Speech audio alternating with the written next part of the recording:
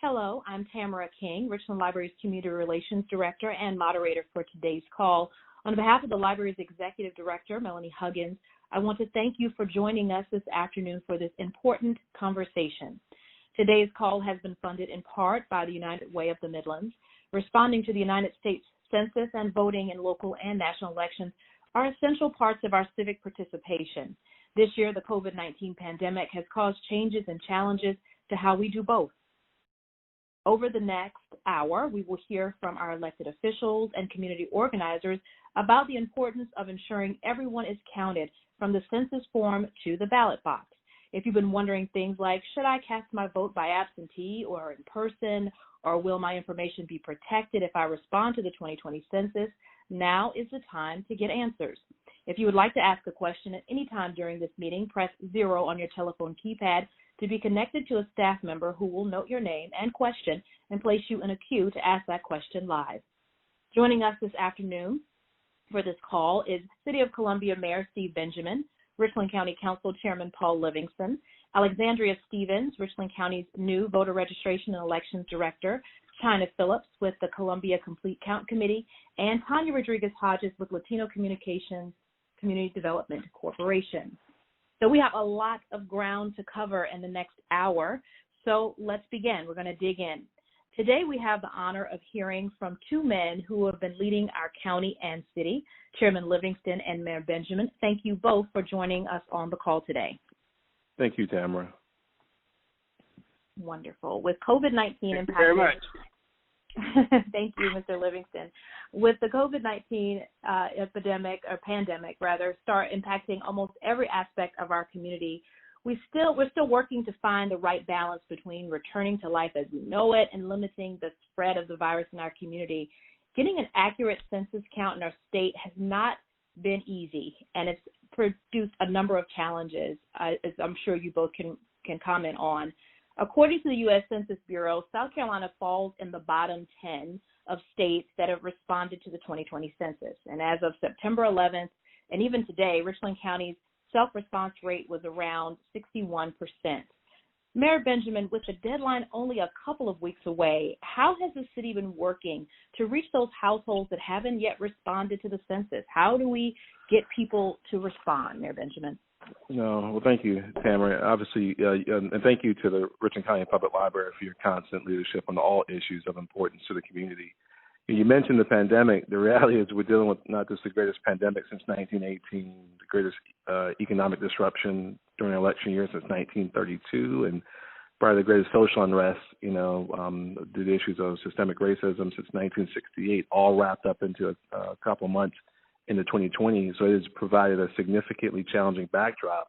But I'll tell you the work that our Columbia Complete Count Committee has done in partnership with other governments and other nonprofits and the like, just great intergovernmental, intersectoral partnerships has been pretty amazing under the leadership of China Phillips and Aditi Shrivastava and Renea Jameson. Constantly being in the community, obviously present on social media, present out in the community, knocking doors, but also in a lot of our communities that a lot of folks have considered hard to count over the years. I know just this week coming up, we'll be in the Arthurtown community 12 to 3 on Saturday, September 19th.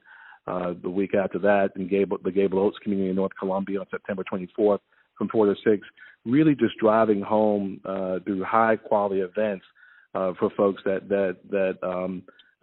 their community matters, that the count matters, that obviously every single individual we have counted turns around into real resources that we can continue to use in community building. We've got some great partnerships with national organizations like Stacey Abrams Fair Count and Mayor Mitch Landrieu, my friend, the former mayor of New Orleans, his organization, E Pluribus Unum, working to present the census in the South, the road to recovery, helping again through this virtual bus tour spanning the Deep South, encouraging people to be counted. So there's a lot going on. That event, their only stop in South Carolina is going to be in Columbia on Thursday, September 17th. So I really want to encourage folks to tap into the work that's happening through our Columbia census. Please make sure that we count every single heart and mind and soul in this community, because it really will lend itself to how we invest ourselves in the redevelopment of community after this very difficult year we've all gone through. And I'm thankful for, obviously, the leadership of men like Paul Livingston and all the wonderful folks on this call who continue to support our collective efforts to make sure everyone's counted. You said recently, you mentioned that many hands make the work light as it relates to the census, and even getting our community kind of being able to grapple with this pandemic that we're all dealing with over the last 6 months. When you said that, you know, when you're talking about making the work light, as businesses and job seekers continue to recover from the pandemic, how can the data from the 2020 census have an economic impact on the community? I don't know if people really understand how this 10 minutes that we take to fill out the census impacts us for the next 10 years. Every decision made on the federal level, on the state level, local level, nonprofits or the other organizations looking to invest in the community, or even businesses making decisions about where they're going to relocate someplace and create new jobs. Everyone relies on good data, and they need the numbers. They need to know how many people are there, what their needs are. You know, I mean, everything is data driven. It's kind of tough to get our heads wrapped around that sometimes. But our goal is to take that data and then obviously, you know, then use it to humanize it and understand the real needs our community has.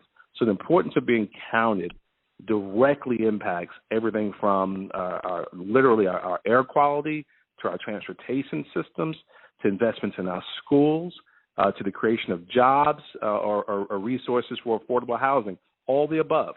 So getting a good and accurate count is critical to ensuring that this community remains a place where our seniors can retire gracefully, where our children can grow up with an untold promise, and each and every one of us who are still out there and in the workforce can have a chance to earn a good quality living. It's all connected. So getting an accurate count, and it's a little more difficult this year. You know, the federal government has not been as supportive, I'll be frank, right. Of making sure we have an accurate count. So a lot of folks have had to step up locally to make sure it's done right. So I think for those who might not be happy about the condition of the country or the direction of the country, this is another way to stand up in addition to voting, which I know Ms. Stevens and others are going to talk about ad nauseum. This is another way to stand up and make sure you're counted. Get counted in the census is so important. It takes just 10 minutes of time. So that's why data is so important, Tamara. I read somewhere that 1%, if we underreport 1% from where we were last time, 10 years ago, that's like leaving $40 million on the table. That's a lot of cash to just leave on the table. A lot of change lives. It can change lives. It really can. It really can change lives. And speaking of changing lives, I want to bring in Chairman Livingston to the conversation. But again, if someone's listening and they'd like to ask questions for Mayor Benjamin, please press 0 on your telephone keypad now, and you'll be connected to ask your questions live in just a moment. We're going to bring in Chairman Livingston right now. Mr. Livingston, can you share how the county is working to make sure voting is safe? Another area that is equally as important of being counted, and the decisions you make at the ballot box can affect you for 10 years, 4 years, 2 years, however long the terms are. So could you just talk a little bit about what the county is doing to make sure the election is safe during this pandemic on November 3rd? Cameron, let me first again just thank you and Melanie Huggins and the Library Board on behalf of Richland County Council for taking this important role in terms of this significant matter here. Obviously, there's nothing more significant, in my opinion, every 10 years than the census count because of its tremendous impact on our overall quality of life. Now, when it comes to public safety, voting, and so forth, I'm sure Ms. Stevens will speak to this a lot more than I will. Remember, our primary role as county council members is to make sure we provide the necessary resources for the office to run, maybe assist with vocations and things of that particular nature, and provide a lot of support and encouragement with the community. You know, a lot of things that we've done, for example, is we've worked with trying to the county hosted the census job recruiters. Our community government relations department will tend to work on different initiatives as well.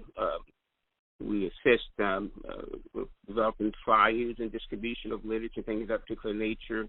So we're more engaged in trying to make sure our public is aware of the significant importance of the census as we move forward, and making sure that in our region and our Canada there's magnificent collaboration, coordination, and partnerships. And that's what I think is making a difference in our community, because I'm extremely impressed with the efforts that everybody's making collaboratively, and we need to continue to do that. And keep in mind, this year, one thing I want to highlight is that's very significant, that makes this year rather unique from any other census count year, and that is we know that there's a significant chance that we may lead to an undercount this particular year because of a lot of changes. For example, more online going on now than ever. That's funding from the Bureau this particular year. There's less census staff than in the past. There's immigration anxiety. There's a lack of trust in our government. There's issues hiring staff. So not only are we talking about the pandemic, we're talking about all these other issues that's going to impact this census count, these significant challenges. So it is going to be a very challenging count for us, but I think because of our efforts to work together, we'll make it happen. We'll get a great complete count. You just talked a little bit about the census and complete count and the challenges of dealing with this in a pandemic, and how the pandemic has caused government offices and even the library to refocus on how we provide services and meet the needs of our customers. What are some of the ways? You mentioned them, but maybe you could just kind of go further in detail about the ways the county has responded to this new reality. I know the buildings aren't quite open yet, but you guys are still open for business. I think that's an important part to mention. First of all, we decided to do everything we could possibly do virtual, and I think we've managed to step that up and making sure that the services, essential services, are being provided. The thing that I'm extremely impressed about is very few calls I get from individuals who are concerned about a service not being provided.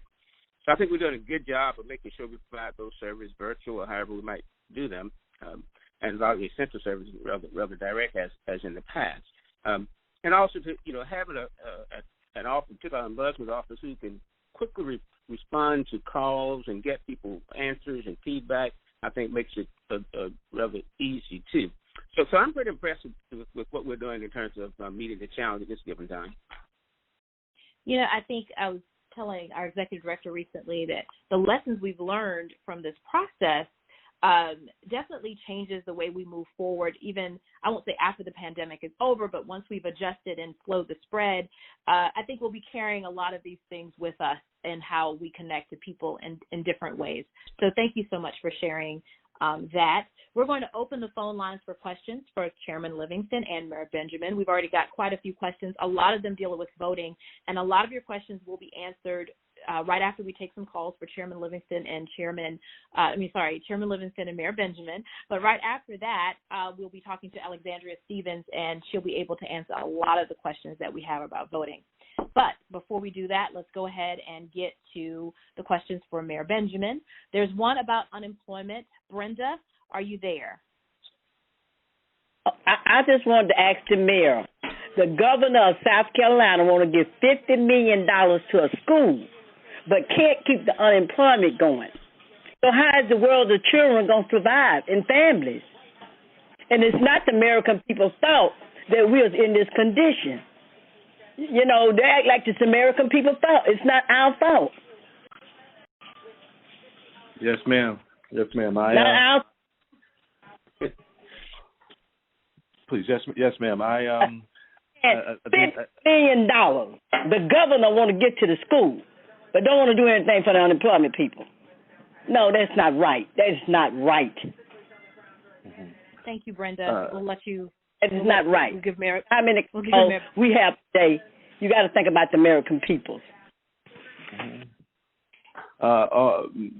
Ms. Brenda, all I can say is amen. I've not been shy about my fundamental disagreements with the governor on a number of different things, particularly those that have have occurred since the beginning of the pandemic.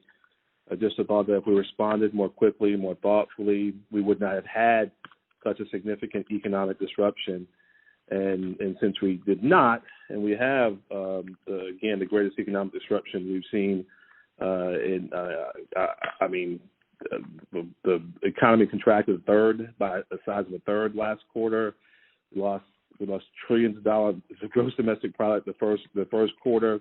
And while Wall Street continues to do well, Main Street and your street is struggling, and that's everywhere in this country right now.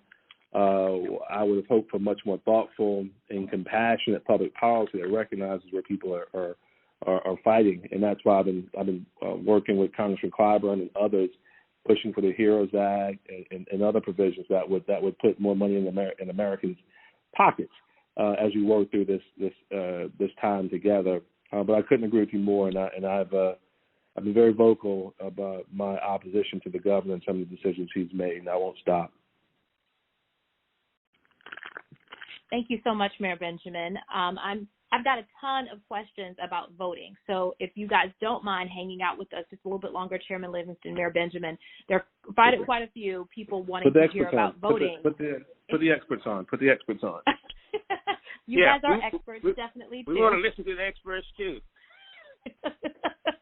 That's great. So I'm going to do that. I'm going to bring in Alexandria Stevens because I have so many questions for you. Again, for those of you who are listening, my name is Tamara King, and you are listening to the Town Hall meeting answering your questions about the census and voter registration and how to vote in the upcoming election. If you would like to ask a question, press 0 on your telephone keypad now, and you will be connected.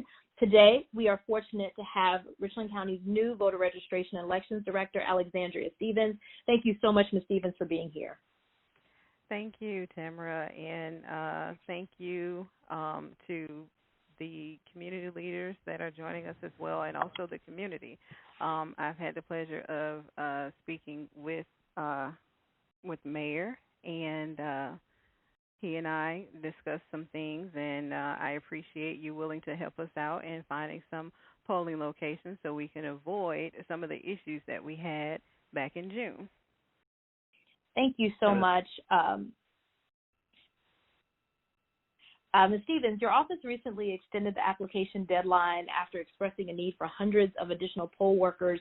How will that number impact the voting precincts? I know Richland Library is thinking about having some people be poll workers this coming election, and other people are considering that. How will that change? How many more people do you need, and how does that change the process for people that are coming to vote in November? Okay, well, the application process is always open, so anyone can apply at any time. Now, what we've done is extended the open enrollment process, which means for those that have applied, they've come in to sign up to actually go in our poll worker pool, which as of right now, we have about 1,300 returning poll workers, and we have close to 1,000 that have attended open enrollment to sign up to be poll workers. So what that means is those that are in that pool, they're just waiting to be assigned to polling locations. And we also have more applications that are still coming in. As I understand it, I think we have about 300 more that we have received. So, you know, the response from, I'm assuming everything that happened in June, the response from the community has been overwhelming, and it's been great. That's awesome. Yeah, and so with our goal is to have 1,800 poll workers. So as of right now, with the poll workers the returning poll workers is 1,300, 1,000 that we've signed up for open enrollment, that definitely will help us reach our goal. That's over 2,300 right there. Our goal is only 1,800. While we don't know what will be the current state of South Carolina or the United States in November, we wanted to make sure we had enough poll workers signed at each location, because, you know, when November comes, they may or may not show up. They may not be able to show up. You know, things happen. Same thing that happened in June. You know, people just may be afraid to show up. So for those that we have that we will assign, we will be able to use that as backup as well. So if we need to reopen open enrollment, then we'll get a chance to go through the applications that are currently being submitted so we can get even more citizens signed on to be poll workers. You talked about safety precautions and some of the new things you are doing to make sure it's safe for the poll workers. But I'm sure several of our callers and people that are listening may want to know how Election Day will look like on November 3rd. I know you guys started some things in June, but, you're adding more poll workers and changing things around. So I'm curious, walk me through what it's going to be like for people that are entering the polls. Okay. Well, we will have signage, reminding voters to practice social distancing. While we can't require voters to wear masks, we can definitely offer masks to those that may not have any. We'll have additional masks at all polling locations to be able to offer to voters. And we're also advising our poll workers to practice social distancing. They'll have masks, face shields. We'll have the sneeze guards, gloves, hand sanitizers. Also, each voter will get a cotton swab to be able to use the ballot marking device, so they won't have to touch the screens. And we will also have the poll workers just sanitizing the voting area throughout the day. Great. And I'm going to just open up the phone lines, if that's okay. There are tons of questions, and a lot of them will probably be answered by the conversation, but I wanted to go ahead and get people in. I have Kathleen. She is from Columbia, and she wants to know about absentee ballots. Kathleen, are you there? Yes. Hi, Kathleen. What's your question? I got the card for before the primary of my new area for voting. I did not go to the primary, but later on I did in June. I had asked for an absentee ballot sent. I filled that out, mailed it in. When am I going to get my ballot? For the general election, all ballots will be mailed no later than October the 5th. As of right now, I'm sure as most of you may know, we have a special runoff election on September the 22nd for County Council District 9, and so we won't be able to prepare the ballots until after that. So that election is next week. We certify that election on the 24th, and then after that we'll start preparing the ballots. So no later than October the 5th, we'll start mailing out ballots for the general election. Okay. That's okay. What I wanted. Okay. Thank you very much. You're very welcome. Bye-bye. Bye-bye. So I have another question. There's a woman named Debbie. She wants to know about her son who is approaching voting age and wants to know if he'll make the cutoff. Debbie, are you there? Yes, I'm here. Hi, Debbie. What's your question? Hi. My son, he will be 18 October 22nd. Will that be too late for him to register to vote? Yes, ma'am. Unfortunately, the deadline is no. I'm sorry. As long as he's 18 by the day of the election, he can go ahead and register. So he'll just need to go. He can register online at scvotes.gov. He can also do it in person. If he wants to come down to the 2020 Hampton Street location, he can register in person.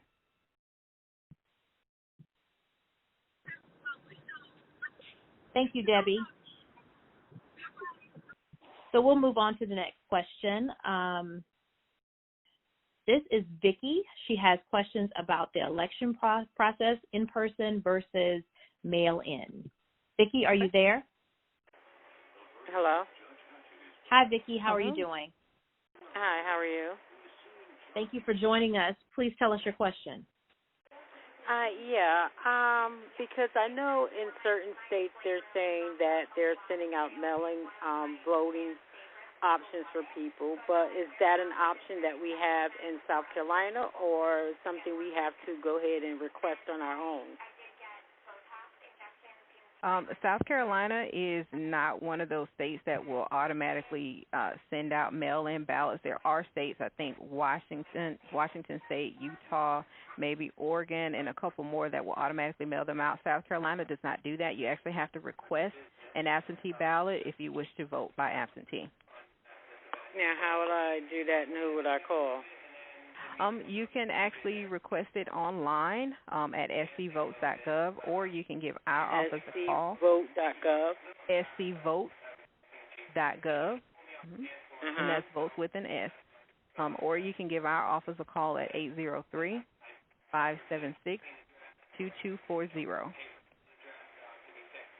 576 2240. 2240.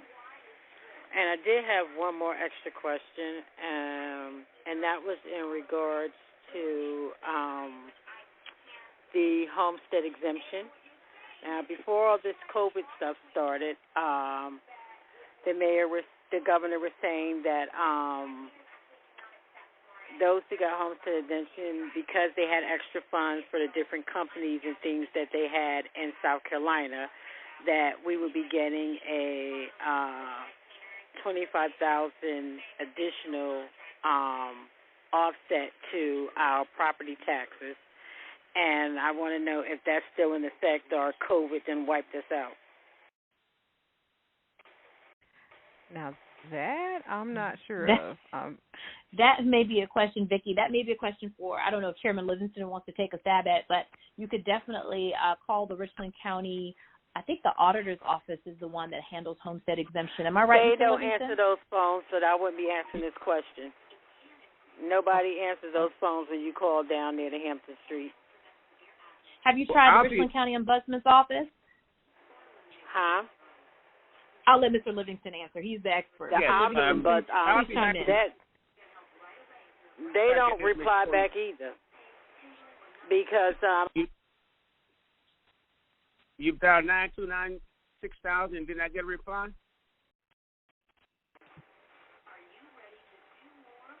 Say that again, sir? Hello?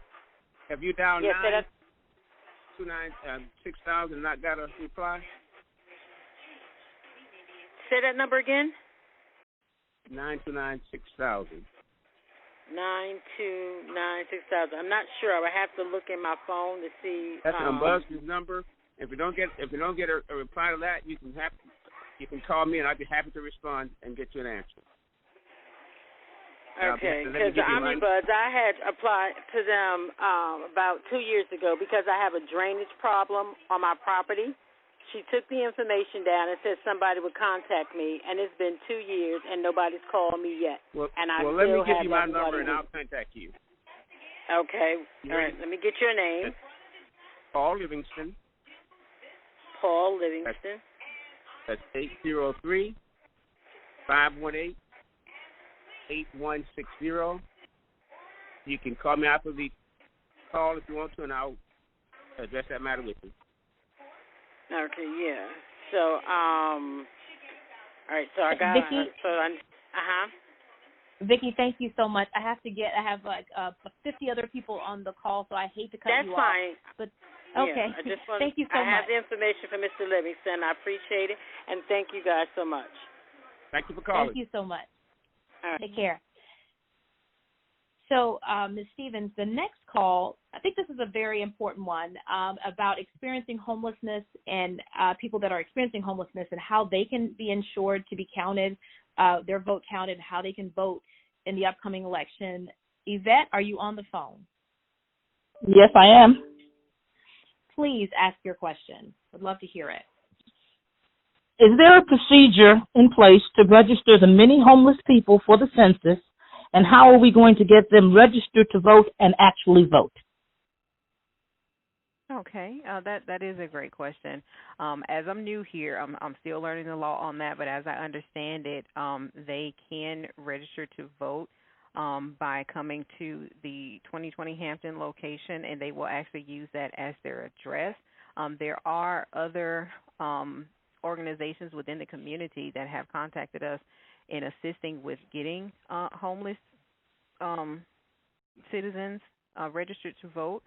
So that I do know that there are, other community organizations that are helping to ensure that they are registered to vote. And like I said, when they're registering, they can use the 2020 Hampton Street address as their home address on their application, and they will be issued a registration card. They can also come down and get a photo ID from this office, and that's what they will use on election day to vote.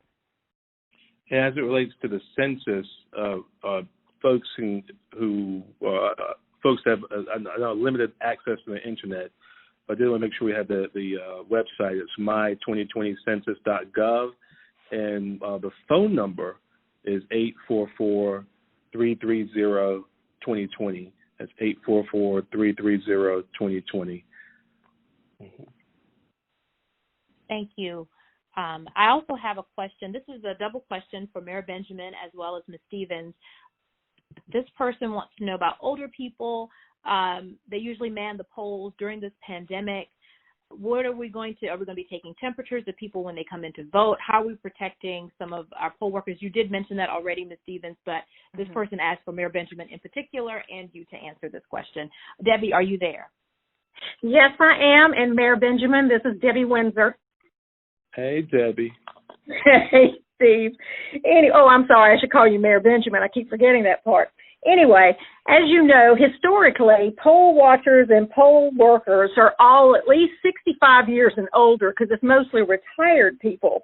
And so I'm just wondering if there's anything in place when they're reviewing these applications for people, or even if there's a question on it that asks their age, because, 65 and up, we're in that danger zone, so to speak. And I just wanted to know what precautions are going to be taken as far as that is concerned. And if there was going to be anybody that's going to be standing at the door taking temperatures or anything like that, just to make sure that someone coming in is not, have a flu, a cold, whatever.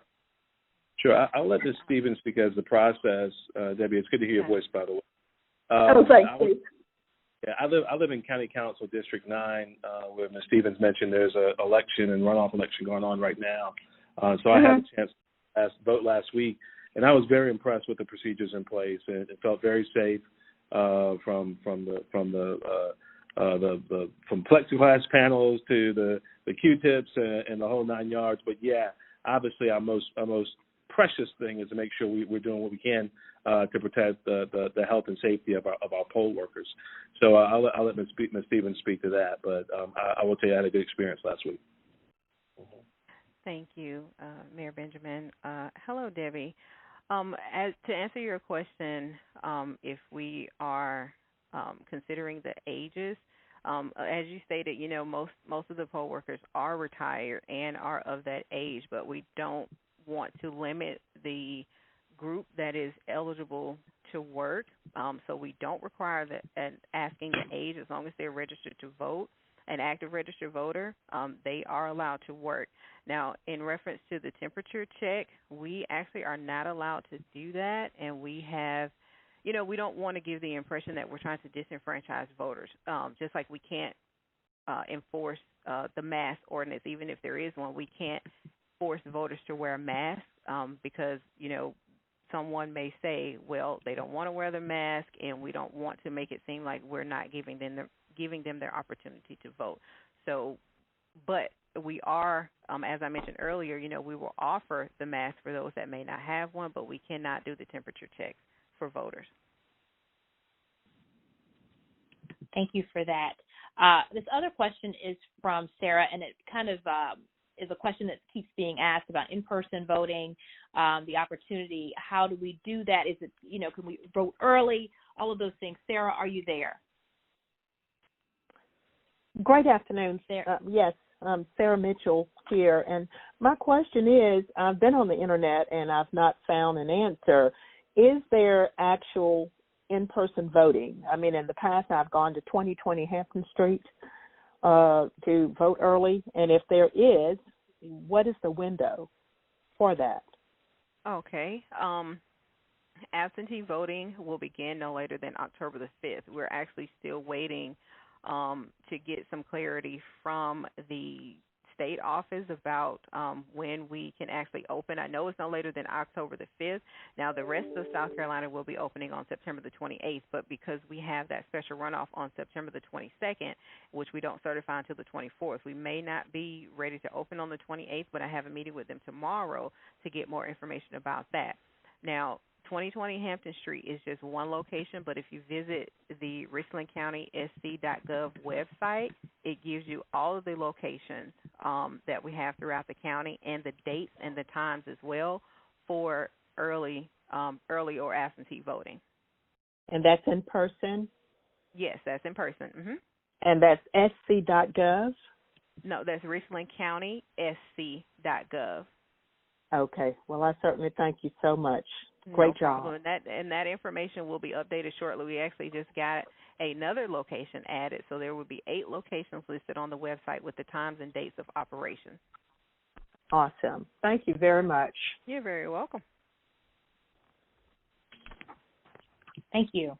We're going to take a few more phone calls. I'm trying to get through as many as possible, but if you are not getting your answer yet, or we haven't answered your question, or we don't get to you within this hour because there's so much to cover, please leave a voicemail. There'll be information at the end of this call how you can leave a voicemail for the people that are panelists today and make sure that you get some answers. I have another person who talks about the absentee ballot process. I know you've kind of talked about it, but they have a few more questions. Let's see if I can find them again. And this is a good one, too. This is from Melanie about when you go to the polls and that experience. So, Melanie, please ask your question. Yes. Are you good there? afternoon. Yes, I'm here. Can you hear me? Yes, I can. Hello? Okay. Hi, panel. Thank you all for doing this. And Paul Livingston, we used to sit on Central Midlands board together. This is Melanie Ellerby. Anyway, can everybody hear me okay? Yes, we can. Yes. Okay. So I wanted to ask about what's going to be done about potential militia groups intimidating voters at the polls. Will there be enough policing? And also on the absentee ballot, it says no excuse on the website, but the application does not say no excuse. So you have to give an excuse. Okay. To answer your question in reference to the absentee, as of right now, as I mentioned earlier, there is a House bill on the floor that hopefully we get some information hopefully we get some information about towards the end of this week on whether or not, you will need an excuse, and we can get that information out to the public. As of right now, you do have to have an excuse in order to request an absentee ballot. I don't foresee any reason why that bill would not pass. The House has already passed the Senate, so as soon as we get some information about that, we can provide more clarity on that. Now, as far as the policing on Election Day, my staff and I have actually sat down to come up with a plan to see if, we can meet with, different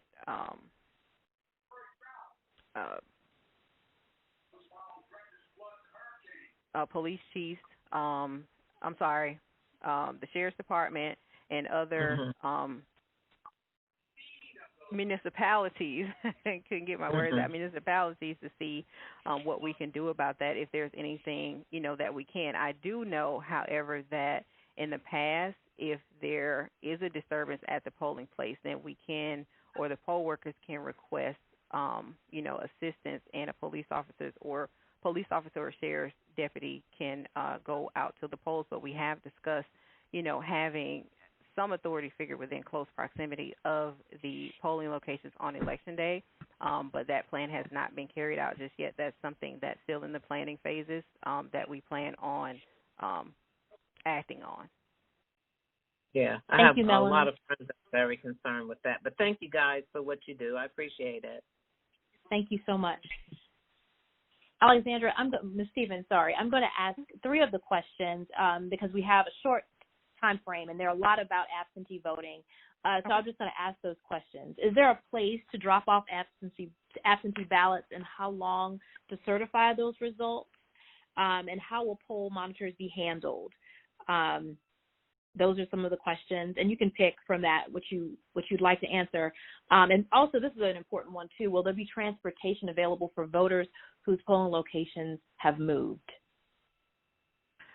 Oh, those are all good questions. Well, we were that's why I'm trying to get to everybody. So I was like, maybe if I ask them, it'll be a little quicker. Yeah, we were hoping to have the drop boxes, but as I mentioned, that same House bill, I think it's 5305, which I think limits the use of the drop boxes.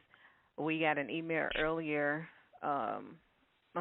late last week about potentially canceling the use of the drop boxes. So that's something that we are still waiting for clarity on. Now, my understanding, the bill will allow for the drop boxes as long as a poll worker is manning the drop box and can actually view the outer envelope to make sure that it's signed before it's dropped in, before the voter places it into the drop box. As of right now, I'm going to say the drop-off location will be 2020 Hampton Street, which I have to go and update that information on our website. We would like to make all of the satellite locations a drop-off location for voters. That way they, wouldn't have to travel so far or worry about their ballot being returned on time. So as soon as I get more information on that, it will be updated on our website under frequently asked questions. And again, that's richlandcountysc.gov, and you just look for the elections department, and the answers to those questions will be on the website.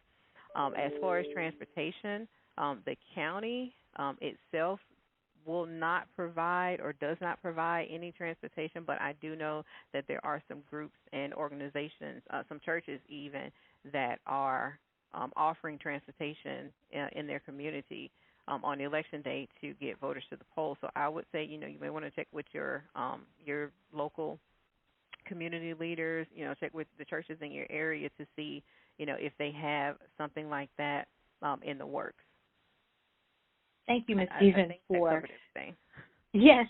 Thank you, Ms. Stevens, for giving such valuable information. If someone would like to contact you directly, how can they do that? They can give me a call at 803-576-2240.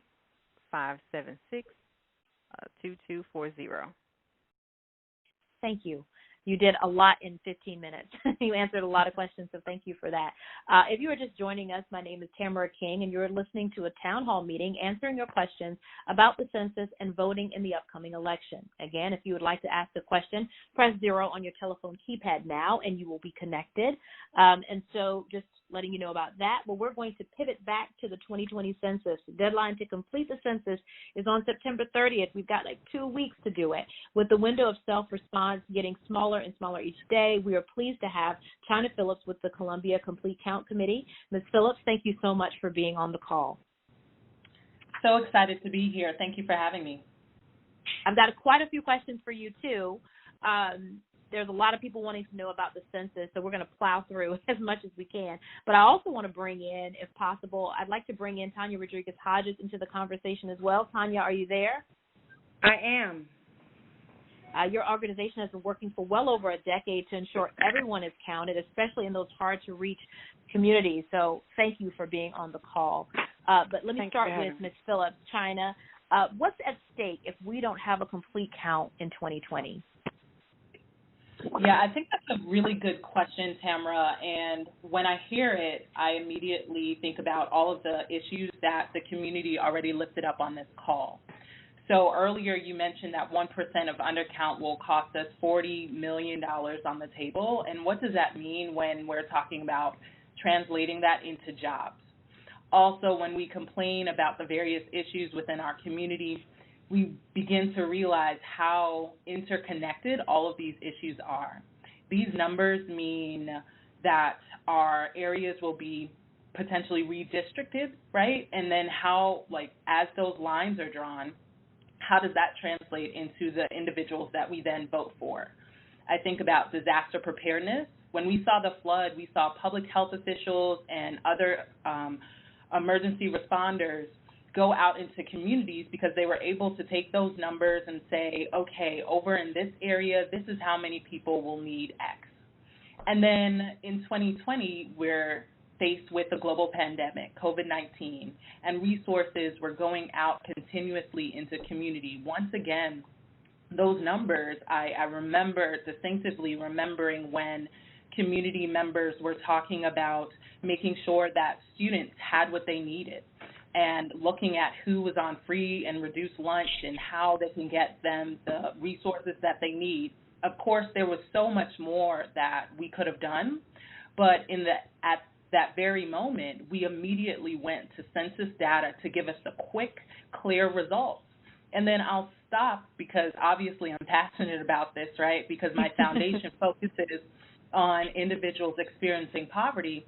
And for me, when I advocate with all three levels of government, as you heard, I work closely with Mayor Benjamin, who I absolutely respect, and so much more so having gotten to work with him. But then also at the State House, we pull numbers to justify all of the anecdotal information that we get right from the mouths of our community members, because we know not everyone will move with a story.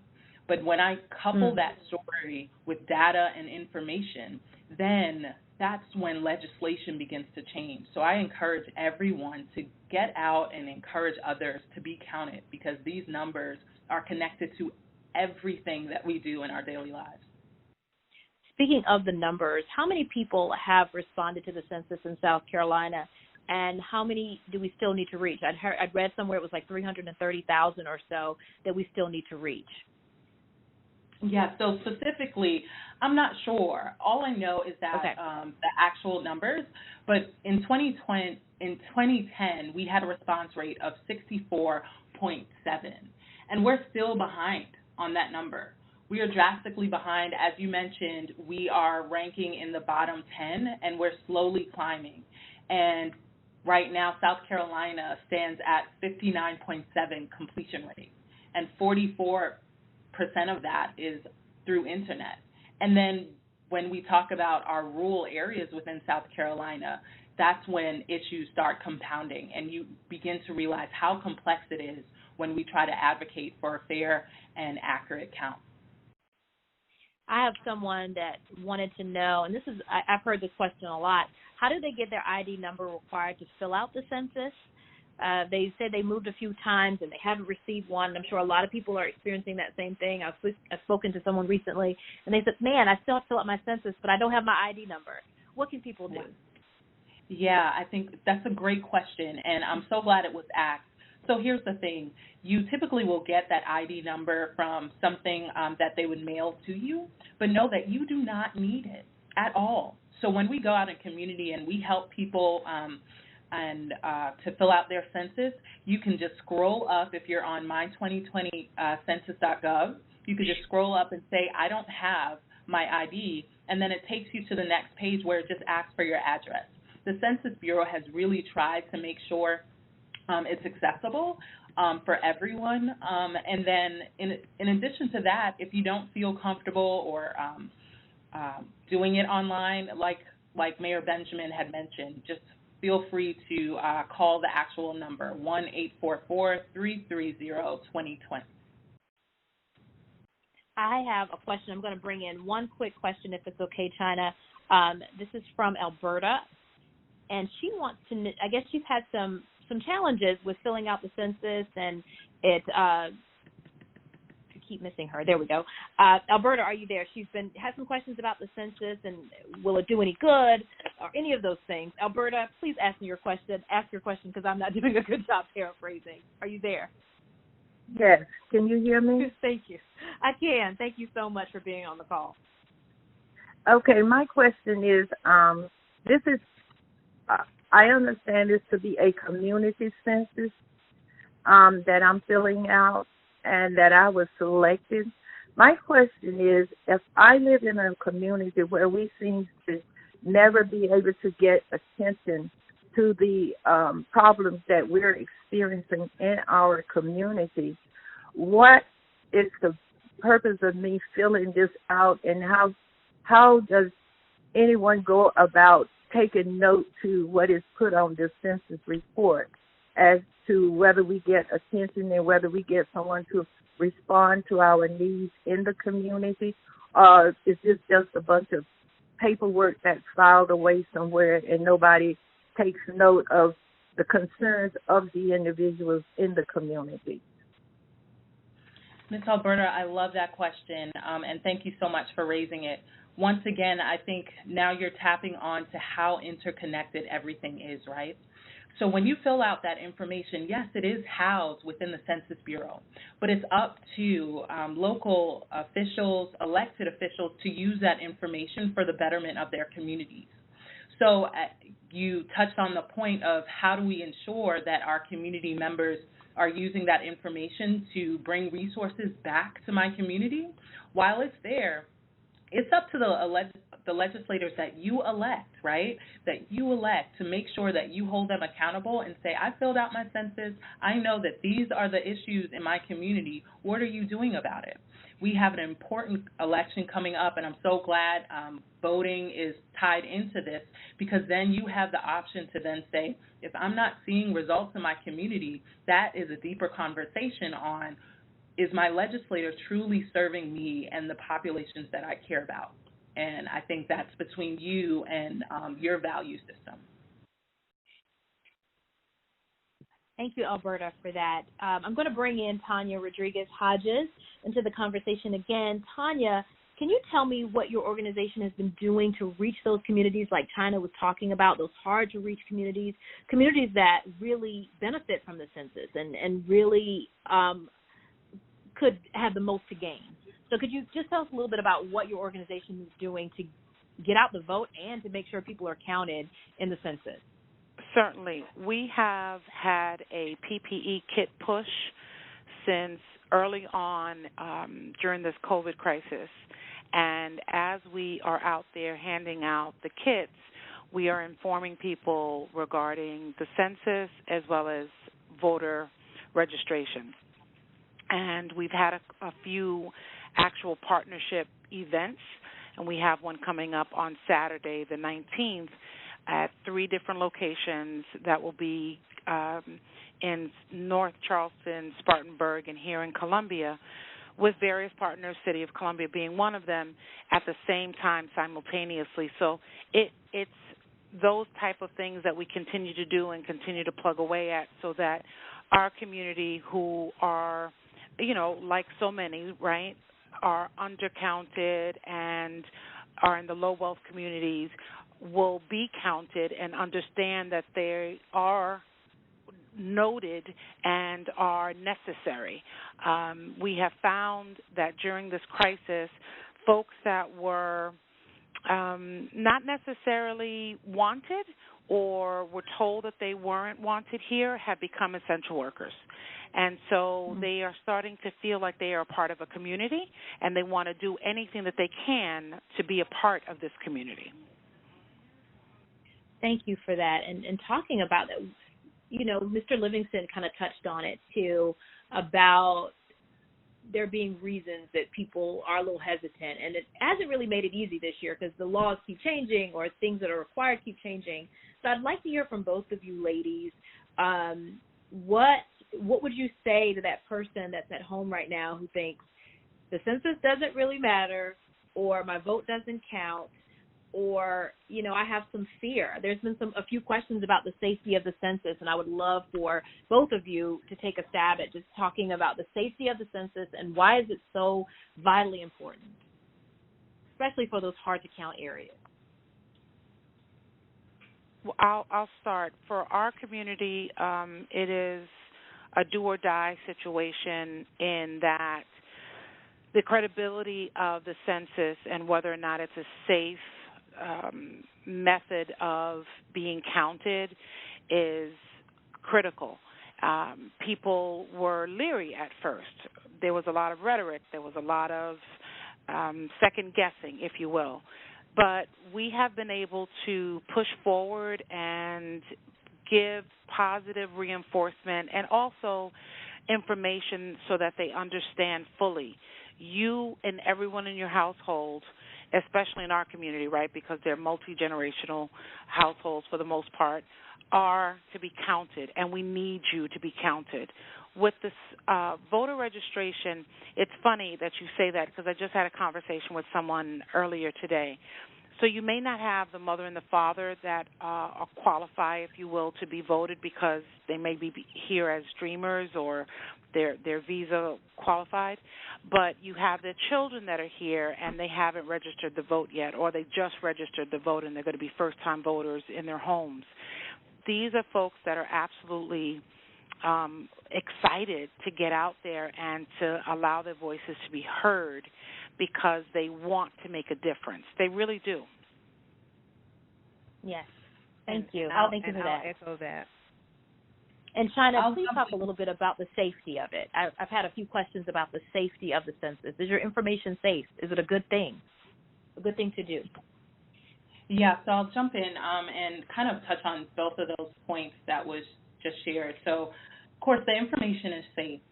It is safe up to 72 years. The individuals cannot gain access to that information to make sure that they can really localize it.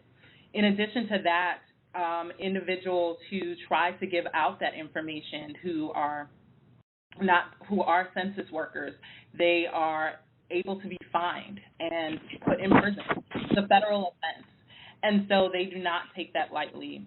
And for communities, when talking with them, in addition to mentioning how it's safe, it's really about connecting it to their everyday lives.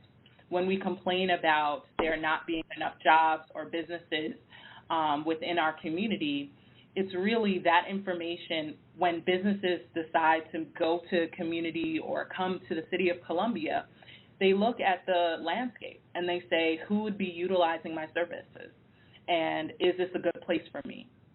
So if we don't accurately know our community, how can we then address the needs? And we've had some really good, rich conversations with community members, just bringing it back to their everyday lives. And that's been very empowering. So what I'm hearing from everyone on the call, making sure that you're counted in 2020 will be very impactful and important this year more than ever because there's a lot at stake. Thank you guys so much for being on the call with us. And as we close out, I would like to share some things the library is doing to ensure everyone is counted this year in 2020 on the census and the ballot box. On Thursday, September 24th, from 6:30 to 8:30, Richland Library will host an informative panel discussion and virtual program entitled The Power of the Vote. The conversation will tackle African Americans and Latino votes and how that will be impacted in the upcoming election on November 3rd, as well as voting eligibility and mail-in voting. So if you didn't get your question answered, please think about joining. You can go to our website, richlandlibrary.com, to register. We've also set up a phone line dedicated to helping people respond to the 2020 census. The number is 803-569-3565, and Richland Library staff will be answering this line from 9 a.m. to 4 p.m. Monday through Friday. So if you don't have access to the internet, the library is helping with that phone line to fill out and complete and respond to the census. If anyone is not registered to vote and needs a voter registration form, the library has forms available at our pickup windows at our Ballantyne, St. Andrews, and Northeast Sandhills location. And for more information on any of these things I've mentioned, please go to our website at richlandlibrary.com.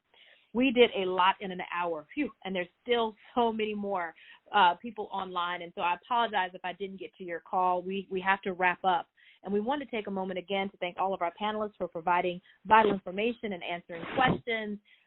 We would also like to thank the United Way of the Midlands for helping to support today's call. And most importantly, we want to thank each of you for joining us today for this midday town hall. If your question, again, was not addressed during today's meeting, please stay on the line to leave a message and someone will return your call in the coming days. Also, we wanted to let you know a recording of this Tele-town hall meeting will be posted on richlandlibrary.com in the coming days. Please consider sharing it with others. Thank you again, and we hope you found this hour helpful. I hope you found this hour important and not a robbery of your time. Stay safe and healthy. Thank you, everyone, for joining this call. Thank you, guys. Thank you, panelists. Thank you. Thank you. Thank you. Thank you. And before we, is everyone still there? Yes, I am. Mm-hmm. Okay, good. Before we wrap up, we have 1 minute. If everyone can just kind of give their phone number of how people can get in touch with you who is still on the call. Please give your phone number. Mayor Benjamin, if you would like to share maybe how they can contact the city if they want to get in touch with you or give you an email address. Mr. Livingston, you gave out your number earlier. I just like to do as many people that are still on can do a roll call of their names and phone numbers if people want to get in touch. Tamara, this is Paul Livingston. Since I've given my phone number already, let me quickly take my time just simply thank Ms. Stevens for her effort. You know, she's new to our community, and I can tell you she really, really came with her running shoes, and I'm just proud of the effort she put in for this short period of time with the voter registration elections office. I just want to commend her, and I'd like to know what brand of tennis shoes she's wearing so I can get some. Thank you. Well, I'll Thank go ahead and give the information to the voter registration and elections office. Please. For anyone that is interested in serving as a poll worker. Please, please, please, you can visit our website at richlandcountysc.gov. Just search for the elections department. Once you get there, you'll see a tab that says government. You just click on departments and go to elections. It will bring you up to our home page. There's some information on there that links you to applying to be a poll worker. You can apply online. You can also send an email to election.worker@richlandcountysc.gov. That's election.worker@richlandcountysc.gov. You can also call 803-576-1512. For anyone that has any questions in reference to voter registration or absentee, you can call 803-576-2240. China and Tanya, if you could both give your information very quickly, and then we'll wrap up today's call.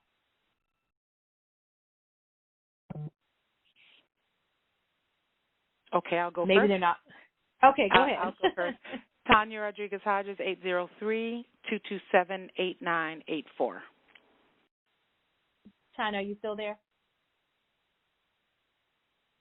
China may have jumped off, but if you guys had any questions for her, please leave a voicemail, and we will get back to you at some point this week. Thank you all so much for being on this call. We've appreciated your time.